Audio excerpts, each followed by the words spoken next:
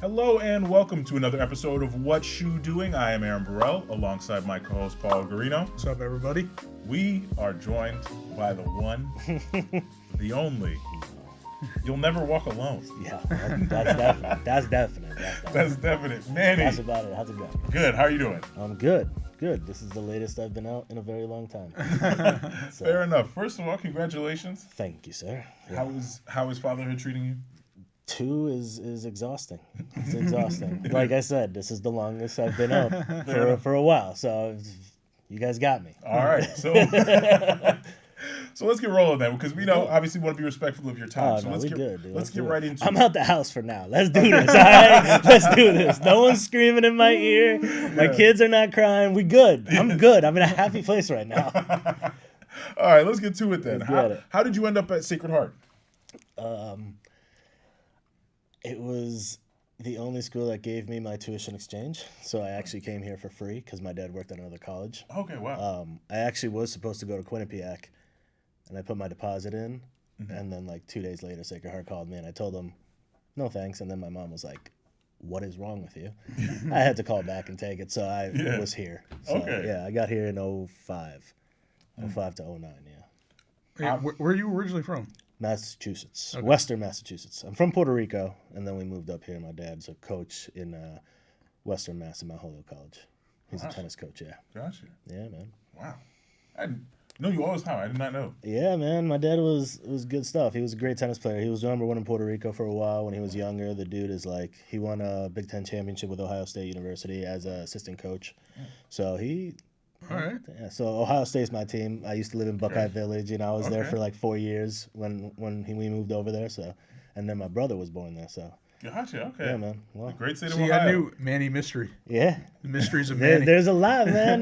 Dude, I was thinking about this right now. Miller was just telling me that it's going to be 10 years of the SCM program. Yeah. That blows my mind. Wait, what? Yeah, man. Like I was 2015 like was the they first hired me Wow. to be like the equipment person and like the helper of stuff. And that was 10 years ago, and that blows my mind. That is blowing my mind currently. Yeah. That's crazy. Yeah, like 10 years ago this building was just being put up Yeah. cuz we were shifting over. No, I remember the shift. I can't believe that's 10 years. We used to bring, with the first SCM class, we used to bring the damn studio over here that was in a PG's truck, class. man. Come on, you know.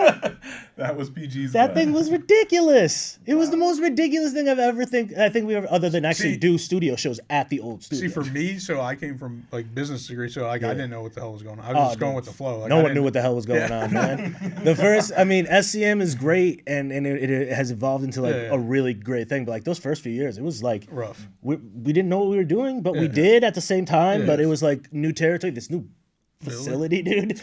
We were like, what? And then it was like, we have to build this facility too. Yeah. So like, I remember being in and just like Miller be like, hey, come to these meetings. Yeah.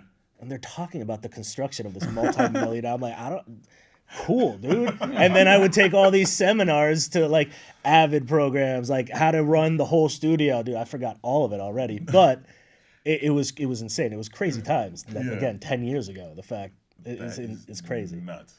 So Yeah, you were everywhere. Yeah. You were literally everywhere. I never left. Like Thorne, for Yeah. people who know Brian Thorne, he pretty much, after I graduated in 09, I never took a class with him. I never did anything.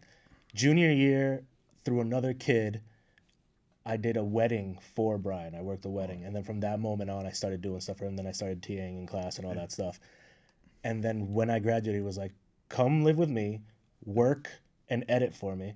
And then I stayed with him for 5 years. So like I just never left this area. And then I would cover all his classes when he wasn't here because he was out at Super Bowl or World Series or something, you know? So, but it was good, yeah. But I've been here forever now. it's crazy to think about, like, even is as tough as those days were. Think about how many people now who are doing like phenomenal things. Oh, yeah. Who like solely experienced that studio. Yeah. And like went on and now they're like doing phenomenal things. I mean, dude, media, after this many years, media is literally just the people that you know.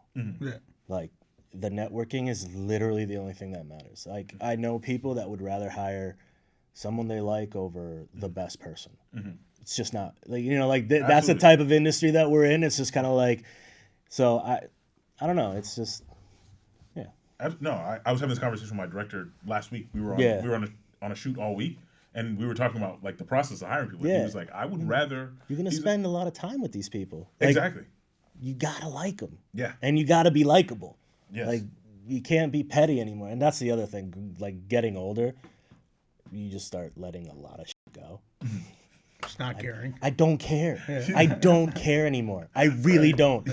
It's like, just do your thing. And a lot of the young kids like the excuses. Like I get it. I used to make excuses too. Something, and then I stopped. And then I was told by someone like, stop making the excuses. Stop. You don't have to say things. Just do your thing. And that's it. Yeah. So like and my patience has gone a little bit higher. I used to have no patience, and that was bad. So, but it's good now. It's good. It's good. The anger's gone. Kind of. You know what I aspire to be? Basically, you ever go to like the beach and you just see like old guys with their shirts off and they're like fat and they just don't care. Like that's it. My life. I wish I could. I still to this day care too much, but I swear to you, the older you get, gonna be you. little pieces you start going, I don't give a shit anymore. Can I swear on this? I'm sorry. Bleep that out for me. But no, seriously, like when I get old, I want to be that dude. I just don't want to care. And you start realizing because a lot of people don't. Like you realize how many people really don't care about you. Go do your thing. Yes. No one else is gonna be watching. I promise. Only people that aren't doing as good as you're gonna be watching. Yes. That's why even like going to company, like working for a company, like a big company, like they don't care about you. You're basically a number at the end of the day. To a point, And people like care too much about their job sometimes.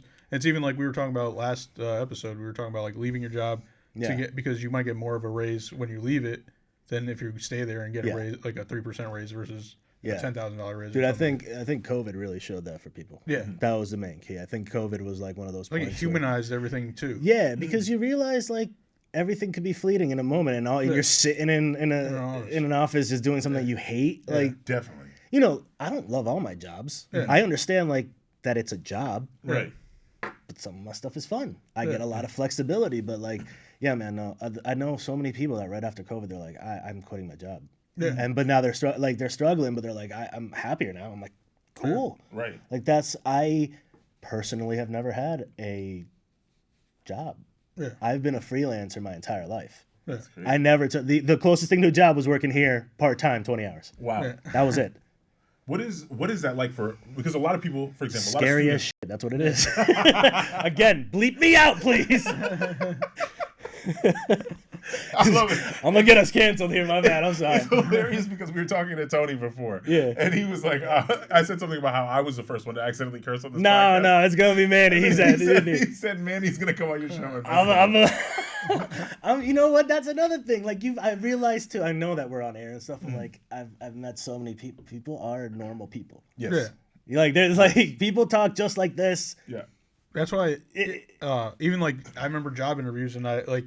People always used to tell me like you gotta talk different. And I was like, nah, I'm just gonna talk to my house, and I didn't get any of the jobs. Me. Yeah. I didn't care. I was like, my whole MO of everything has always been just to be real. Yeah. And it hurt me probably in the long run, but I don't care. No, but it hurt you in the short term. But exactly. Like in the long run, you're doing what you're doing, and you're happy as hell. You know, See, I almost swore there. I was about to drop something heavy on that one. Sorry, I've had too much freedom on podcasts to just say stuff. I haven't been here in a while.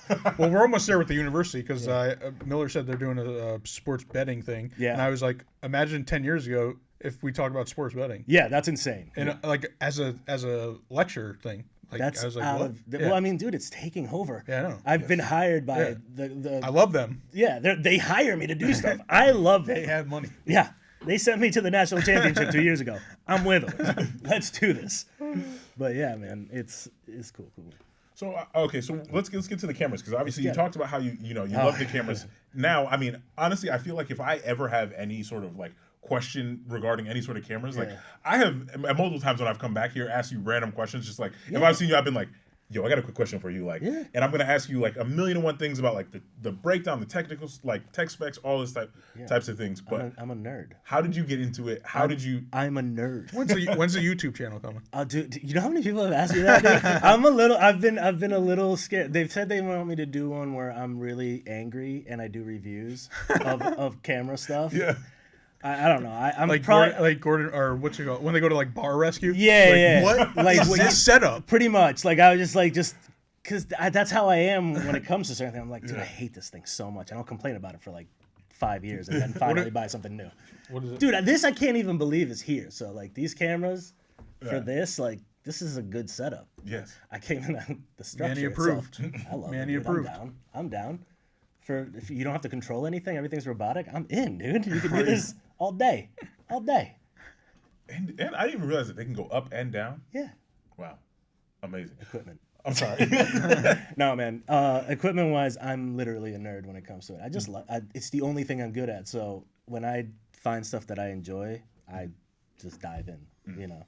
And the older you get, the more you realize you need a hobby. Like, I love filming. Yeah. But it's a job. Yeah. And sometimes I hate it because it is a job and I have to do stuff and I have to go places where I'm like, I want to punch myself in the face. You know, like you go into these middle of nowhere places and you're like, I don't, what do I do? I'm just sitting here for 3 nights just trying to figure something out while I go film a little bit. Yeah. But then I get sent to France, to Cannes to shoot for TikTok. Like it's like, the, you know, like, so I can't complain. It is a balance. It is a balance. But when my off time is just learning stuff and you kind of got it. I don't like asking people for stuff. Yeah. And there's the internet. Yes. Like, whatever I want to know, I just type it into YouTube and I got it. Yeah. Like, they'll show me. Yeah. Any new camera, if I don't know about it, they just tell me what it is. And I'm like, all right, I know enough to take whatever they say, good or bad. Yeah. It's funny you were saying that. Like, I was doing that. Like, I was telling you before how I was shooting last week. I haven't shot in years. I was on YouTube watching tutorials, how to set our camera up, how to best, like, what frame rate would be best for what we were shooting, all types of every tutorial. That's why I kind of don't have any like sympathy for people that say they can't do it anymore. You can. Yeah. You could do it with your phone. Like that's what TikTok is. TikTok doesn't want a polished material. Yeah. They want raw material. Yeah. They literally had me shoot with my phone. Yeah. Wow. When I was in Cannes, I put out a 60-second piece from my phone. I cut it on CapCut. Wow. Yeah. Love CapCut. It's the greatest thing. It's literally changed everything. Yeah. It changes like, and if you can understand the, you know, you still kind of need to know the basics. If you can understand the basics of like how things can be layered on top and make things look good, you can take 3 different filters and make 15 different things, and people would never know. You know what I did in grad school? Then they said first day learn Advid, and I didn't know how to do. I said nope. I'm using iMovie, and I didn't tell them, and they didn't know. No one's ever. They were like, "Yo, how'd you do that?" I was like, "You know, iMovie. I got it. iMovie." Like, and that's dude, that's you know how to the other use thing. it. The more, and you know, I would have been one of those people. Yeah. Nowadays, I'm just like, dude, I don't care. Yeah. Again, going back to the letting go of things, I don't care. I don't care about equipment anymore. Really? I've used a lot of equipment. I want a good image, but everything gives you a good image. Yeah. People are going back to film. like, you know, like you have to think about it that way. And like now, it's like everything. Every 2 months, there's a new camera, a new thing, a new this, a new that. Like, cool, but no one's making cool stuff. I want to go back. I'm gonna need it like a ding every time that I swear. I gotta ask one question while we're on. Yeah, please. You just said something similar about a good image. You are a director of photography. Yes, I should. Yeah, we can call me that. Yeah. Manny, I know. I'm saying this because you're the best one. I'm literally the worst at taking compliments. I hate it. I don't like. I have fun. Yes, I hear you. I have fun. That's what I do. We have to give people their flowers while they're here. You know, my wife was saying this the other day. She was like, I read somewhere that men only get their flowers when they die, and I was like, that's deep and depressing. Yeah, but very. On to your actual question. True. What makes a good image to a director of photography? That's a great question. Crap. I don't think there's a specific answer because everyone has a different eye. You know, like I've done stuff for a company that I could never do for somebody else or for a different company because it's completely different from what they want. Like some people don't like my stuff. I get it. I don't like a lot of people's stuff. Yeah. It's really, I think, up to you. Like I don't know. I just see stuff. I enjoy seeing things. I couldn't skate. I was trying to be a skateboarder when I was young. Yeah. All my friends could skate. I could skate on a board. I can ride. I can do. The minute you have me do a trick, done. I couldn't do it. I just couldn't. It didn't click. but I still want to hang out with my friends, so I took out a camera. I love seeing stuff. I still see skate spots in my head. And I'm like, yo, that would be a great spot if someone could hit this to this, and then we roll out. Like, crazy stuff like that. And I started realizing that I like to do that with everything. And I'll see something and I want to take a photo of. Before, like, Instagram, like, I just want to take a photo and I want to shoot video of stuff. It's cool. And then as I got older, it was like, it's cool to know that you're like, every frame is a piece of history. You know, like, every photo you have is like, you go back. I go back through my archives from back in 2005, and I look at these weird, and you go, oh shit, like, that's history. Like, that's ding. It's like, it's history. And get the counter going. I know, dude, that counter's got to keep on clicking. Miller's going to be so mad. I'm going to get an email tomorrow. Like, listen, we can't air your video because it has too many bleeps, and that's it. No, but it's just, it's what I like. What I like, not everyone's going to like. So I think the image is just whatever you want it to be. You want to make something that, and listening to books now, funny thing about we were talking about LeBron not reading books. Yeah. What's up, LeBron? I used to not read or listen to books. Now I'm like listening to books, and I was listening to Rick Rubin. Okay, yes. Genius. Dude, and you realize, like, he talks about making stuff for you and people will accept it. It's like, once you get out of the social media days and worrying about what other people are looking at and seeing, like, if you like it, do it. If you like the shot, take the shot. If you want to share it, you share it. Like, like, you know, and it's a very mixed bag in this business because you need social media. Yeah. Yes. You put out some people see stuff. Everything but, like, I media. truly cannot stand it. Man, I'm right there with you. It's so bad, and I have to keep up with all of them. Yeah. And if it wasn't for that, all those TikTok editing on TikTok and stuff, like, I did not want to do TikTok. And then What is up with that? I feel like a lot of videographers, like professional videographers, don't like TikTok. I think it was a threat at first. Yeah. And I think it was the same thing with Vine. Yeah. Vine. Like, Vine's dumb, but people got creative with it. Yeah. You know, 5 seconds. Once you start realizing that, like, there's gonna be people that are going to take something that you think is dumb and going to make it awesome for a crowd that's going to think it's awesome. Like, there's so many people out there. All these TikTok lives, if you scroll through them, there are people doing nothing. Yeah, I know. There's people drawing and just, they're having the time of their life and doing something that they get to put their outlet in, and thousands of people are watching just because it's interesting. Like, that's mind-blowing to me. Yeah. You know, I was thinking of I did a shoot way back in the day for a band I was helping as a second camera. And it was a hardcore band out of Texas, and they got a YouTube star from back then. We're talking, like, probably 04, 05, maybe. Yeah. And I was like, dude, who is this guy? I wasn't even on YouTube. Like, I had no idea what this was. Yeah.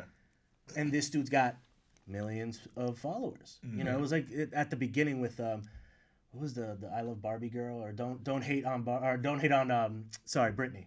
Don't hate on Britney. Remember that video? There's this guy or this girl underneath a sheet, and she's screaming don't hate on Britney. Yes, yeah. She's losing her mind. Like, that. It was that time where it was like this renegade. It was crazy. Wild West of the internet. Like, you were seeing some really weird stuff, and it sounded crazy. But, like, if you bring those videos now, people are like, that's just another Sunday afternoon. They'll be scrolling through TikTok. Someone crazy under the covers going, no, free Britney. Like, you know. So yeah.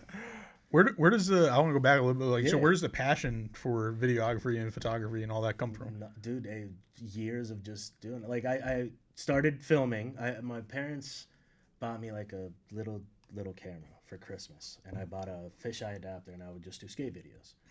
But then I started watching. It was kind of like this evolution in skate videos where they started to make it a little bit more cinematic.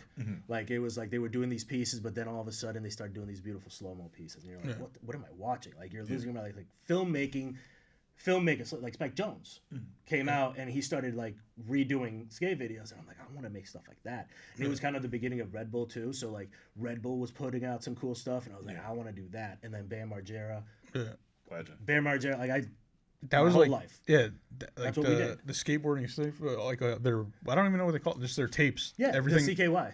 Yeah, just like that. That was just like a whole era of things. Dude, like that was, before like YouTube, basically. Yeah, and you followed them, and I was like, dude, these guys, they're doing two things that I love. They're skateboarding, and they're just being dumb. You know, and we were having the time where we were doing dumb stuff, and I was like, I guess I'll start recording. It was, instead of me skating, I would film. And when, you know, my senior year of high school, I decided to make like a 45-minute video, and it was half like dumb stuff and half each kid had their skate part. You know, and that's how I got started. And then I started making even smaller ones, trying to make it. Then I started making a website, dude, when you had to actually know what HTML was. And I would like put pictures up that, you know, that I would randomly do. I had my mom bought like a family computer. Destroyed it. Destroyed it. Like she was like, what should I get? I was like, I have this, and this. And then we started editing on it, and then LimeWire came and ruined everything. That's how old I am, guys. LimeWire's back now, actually. Yeah, I bet it is, dude. That thing will never die. That thing is still on all of our computers. Every piece of software in the United States has LimeWire still on it, some way, somehow. It's that simple. There's no way. Like, yeah. It was a genius scam, dude. No, it's cool too that you're saying skateboarding, because actually, like, kind of that's how like all my stuff sort of got started. Is like I was into skateboarding.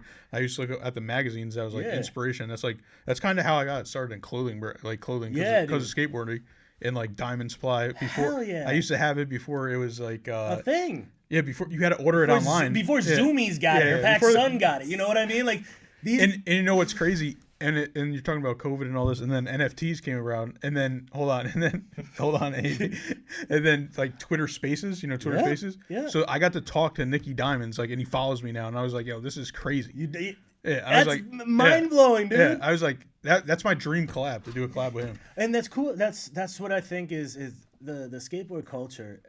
All those guys, lit. Everything's lit, and it all comes from it too, like rap. All those dudes that were skating that are now older are like all owners. I'm saying, hold on, AB's. No, I'm talking about like rappers take all the rappers do take a lot from skate culture. Skate culture. I was saying just like clarify, because you're saying rap came from skate. No. I mean, like get us in some hot water. I'm talking about like the gear. And Lil Wayne's a skateboarder, dude. No, Lil Wayne is my favorite rapper of all time. Homie's like, he loves it. Loves it. Yeah, no. Terry Kennedy back in the day. No, you know. Trust me. I know skate culture has heavily. You were in Tampa too, yeah.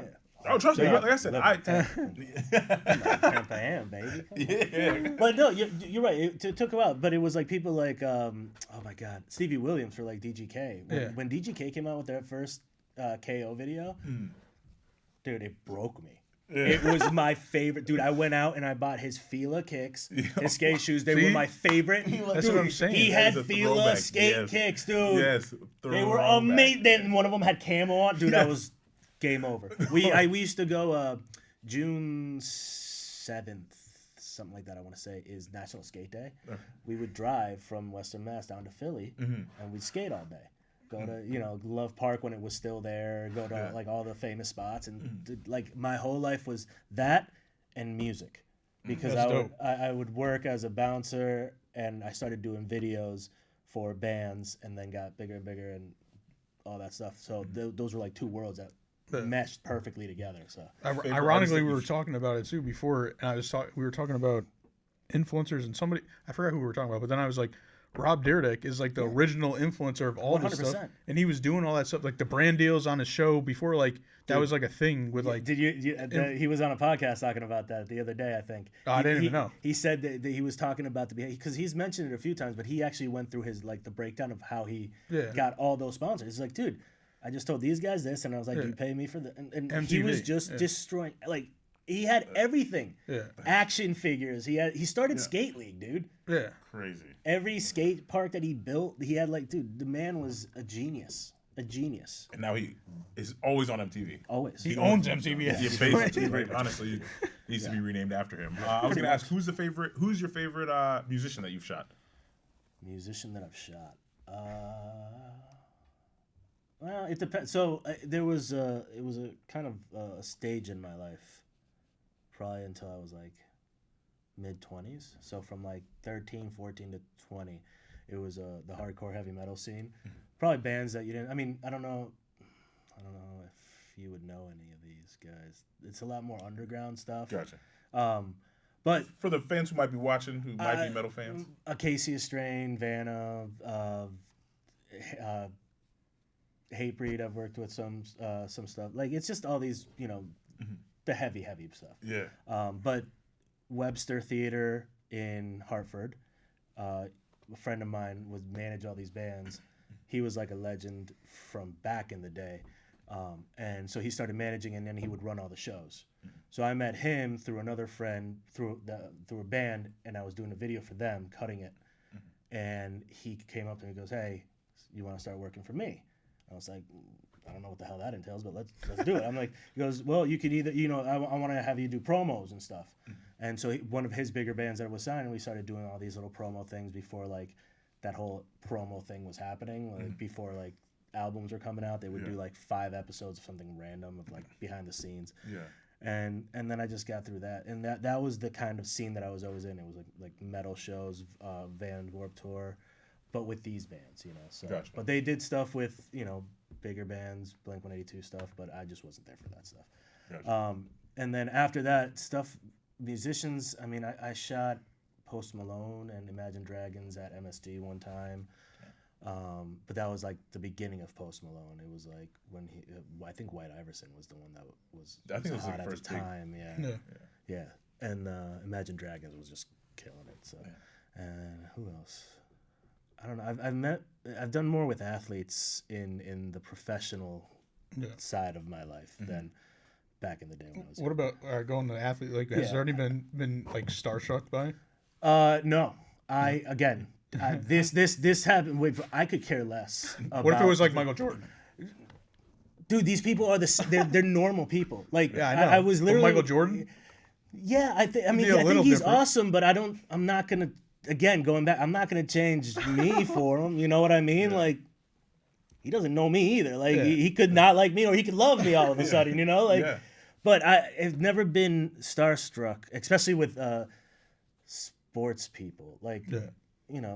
This is the second year that you were talking about the Tops Rips. This is the second year that they've done that. And last year we shot with Brady and Kevin Hart and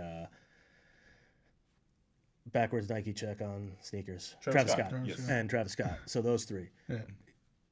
You just laugh because I couldn't even remember what you know what I mean? Like those, I don't, like Tom Brady, he's the go. I could care less. Yeah.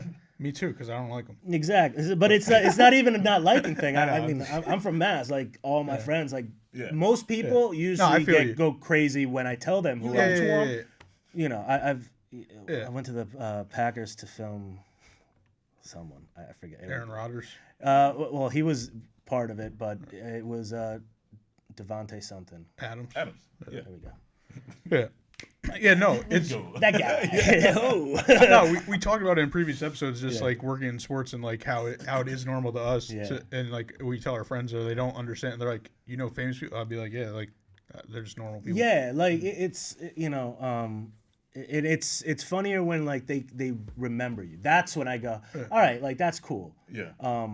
Brandon Ingram and someone else, Selden.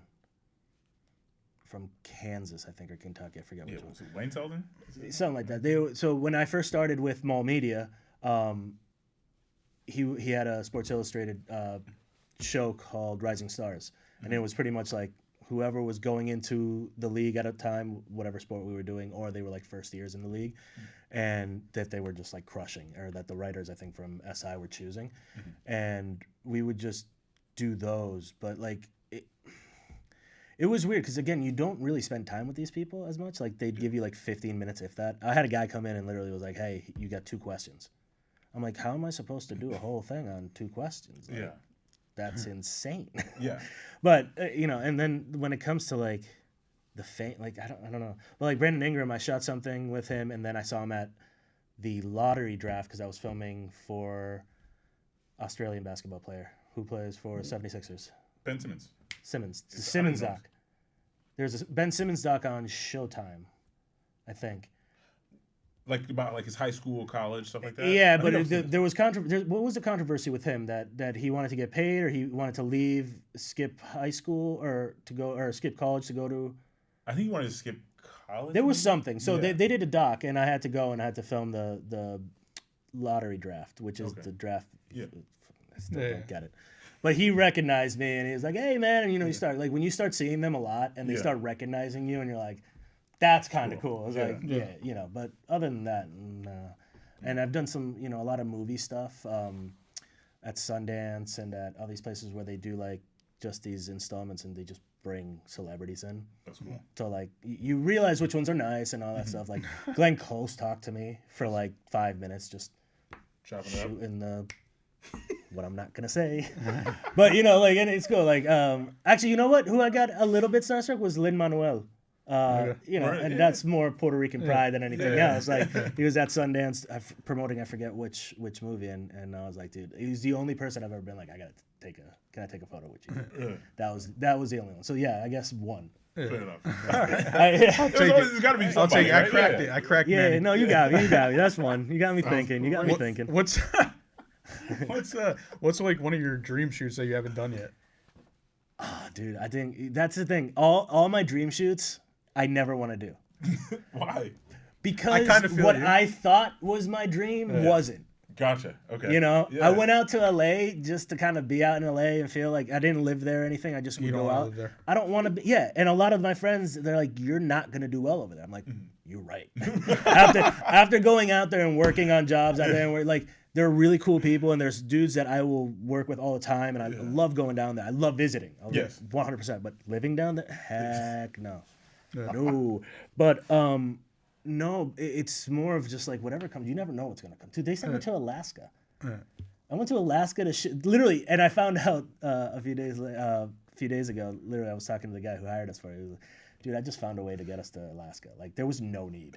He goes, but I got the money. I was like, that's the type of stuff that happens. Like, some people are just like good. Yeah. And they found money. They were like, hey, we want to do this, and he found this like loophole with this guy's contract that was like, hey, it says that we should probably do this, and he gets this, and everyone makes money. We ended up in Alaska doing like a 3-day shoot. Have you been to all 50 states? No, I'm missing a few. I hit Montana 2 years ago, and that was like the weird one that I haven't hit. You were there for Kanye? No. No.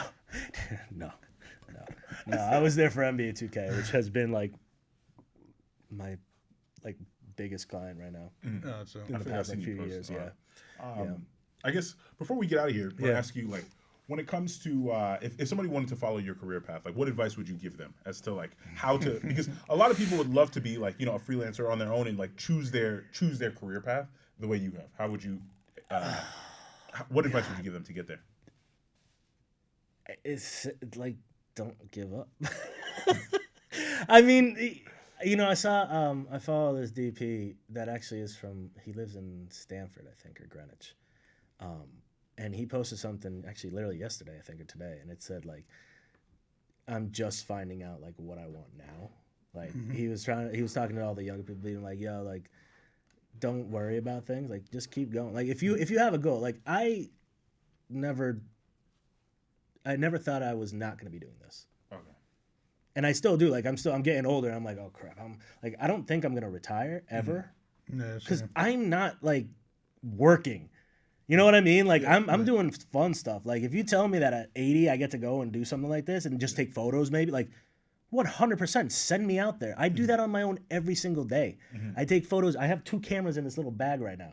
Oh, wow. I got a little digital and I got a film camera. Like I'm always taking photos. I love it. That's it. So like, it's really just find what you want to do, but be open to doing a lot of things. Like don't say no to stuff. No. It could be the greatest thing ever. It'll take you on this weird path, and all of a sudden you're 10 years later and doing something even cooler than you could even think of. 100%. 100%. I got one last question. Like on the business side of being you're an entrepreneur yourself. Yeah. Like how did you kind of navigate everything? Even just like now it's tax season. Like, cause I think a lot of people like wanted to be freelancers, but then don't know how to do it on the back end of the business side of like, you know, getting their 1099s again and all their LLC stuff and all that. So I've gotten to the point where right now I have one main client, pretty much. Mall Media is kind of like, I'm like a permanent freelance there. Yeah. So right now, really, you're like a contractor, pretty much. But just like, you know, it's the 1099 stuff. I mean, you just go with it, and take it, and you like one thing for for business. Yes, dude, I still haven't figured it out with write-offs. Like I'm doing it now. Finally, getting to the point in the past like 3 years where I actually started going like, this is a write-off. This is a write-off. This is everything's a write-off. Stop. Like stop. Like hesitating to do it. They'll tell you if you messed it up. Like if you take it to someone, they'll tell you. Like. I personally would say don't do taxes on your own unless you really know, because I don't know anything. Don't do them on your own. Yeah, don't. Just stay, like, there's a reason why people do that. Yes. You know. But yeah, no. The biggest thing is savings.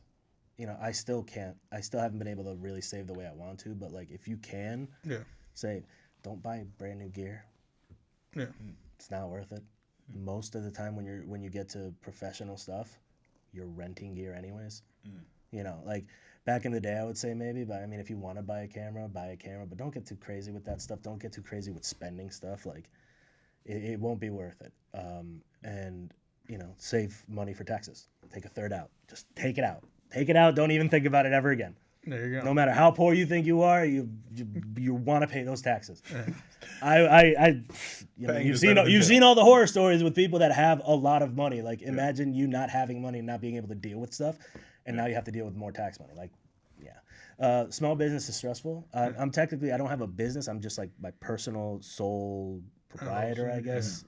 Yeah. So it's a little bit different. It's always been a little bit different with me. I've done everything like the complete opposite of what everyone else has said to do. So I feel you. I'm with and you. I know. I mean, I've been watching you do your stuff since we met. So like, it's crazy. Yeah.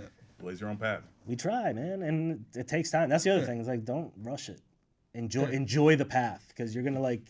Everyone's gonna ask you these questions, like, what was your favorite thing, and what are you gonna say? I rushed through it. Yeah, like I was so close. I thought I was gonna get out, dude. I thought I was gonna get out. You were so close. I was so close. Like, I don't know about you, but I didn't make like real money by myself till like 8 years in. Man, I didn't make real money until I met my wife. Dude, like, are you kidding me? Like, I'm still not making. I'm making okay money for. Let's put it this way: for the amount of time that I work in the year, I'm doing great. I'm having fun. You know, it's still a little bit of a struggle. Sometimes, you know, monthly things like there's months where I don't work. If I don't work that month, that means the next month there's no checks coming in. That can be stressful. For sure. But you learn and you figure out how to, you know, save your money here and know how much you're gonna, you know your finances. Yeah. Great advice. Listen. Know your money. Manny, this has been phenomenal having you on. Appreciate it, guys. This has been another episode of What You Doing. We hope you've enjoyed. We'll see y'all next time.